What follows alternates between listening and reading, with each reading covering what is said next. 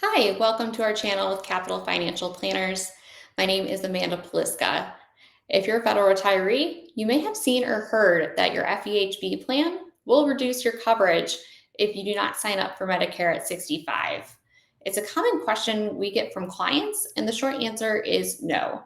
Your FEHB plan does not reduce or drop its coverage, but we will be discussing the way your coverage works, how costs change if you delay Part B, and what you can do to make the most of your FEHB coverage, especially if you're married, and coordinating benefits if you do decide not to enroll in Medicare Part B.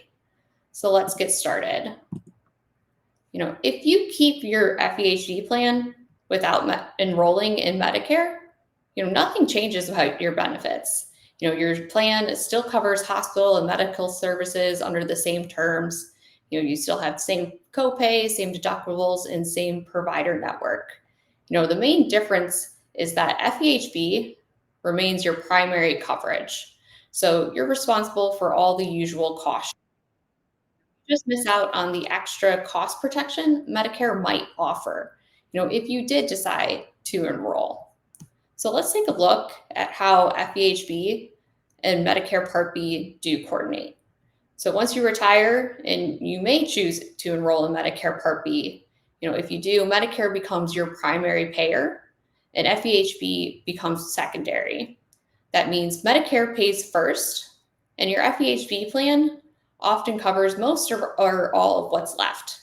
The result being, fewer or, less out-of-pocket costs and better overall protection. When you're actively still employed, it's the opposite. FEHB is primary, and Medicare, if you have it, is secondary. So why add Medicare Part B at all? For many federal retirees, it can make federal financial sense, especially if they are in lower IRMA premium brackets, if that Medicare Part B and have health care needs, also in coordinating, FEHB and Part B, certain plans, like Blue Cross Blue Shield, GHA and others often have medical reimbursement accounts or MRAs, and these can reimburse part or sometimes all of your Part B premium. But, the biggest savings come, when both spouses, if applicable there, enroll in Part B. Plans like Blue Cross Blue Shield's Basic, are designed for people who have both FEHB and Medicare, that offer lower premiums and no deductibles. But, if only one spouse sign up for Part B, things can get a little complicated. Billing may differ depending on who's the primary. The spouse with Part B may have minimal costs while the other faces copays and deductibles. And, only the spouse with Part B can use the MRA reimbursement, should that plan offer it. This uneven setup can cause, or make household medical expenses a little bit more harder to predict. And it's usually not prudent, to drop, for example, from the Blue Cross Blue Shield standard to basic, when only one spouse is on Medicare Part B, which is usually one of the bigger cost saving, coordinations we see when picking up Medicare Part B there. But, if you do decide to delay Medicare Part B, timing is key. You can always enroll later, but you might face a 10% lifetime penalty for each year you wait there every 12-month period, unless you're still covered under active employment. And just so that penalty is based on the base premium, not the income related, adjustment and not those tiers that you see, just on the base at the time you enroll. But, the good news is, delaying or enrolling isn't irreversible. You can still enroll later if your needs or healthcare, change. But as mentioned on the previous slide, once both spouses enroll, you can always switch to basic and Medicare during open seasons. For Medicare, that's October through December.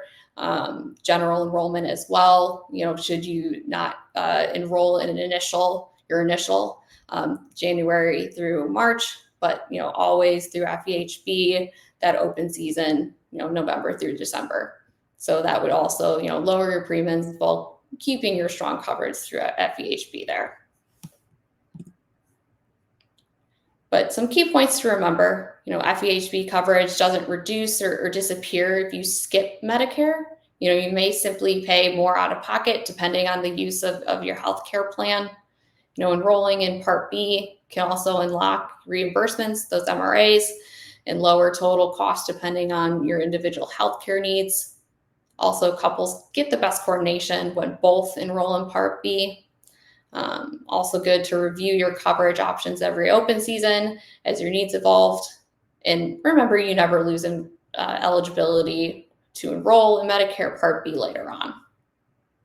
So thank you much for watching. If you'd like to dive deeper into topics like this, make sure you just subscribe to our channel and visit our website for more resources.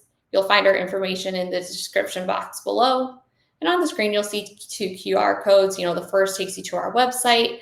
You'll get more information on our firm, process, and to schedule a no-cost retirement readiness consultation where you'll learn more about our situation, your goals, needs, and share how our firm can help.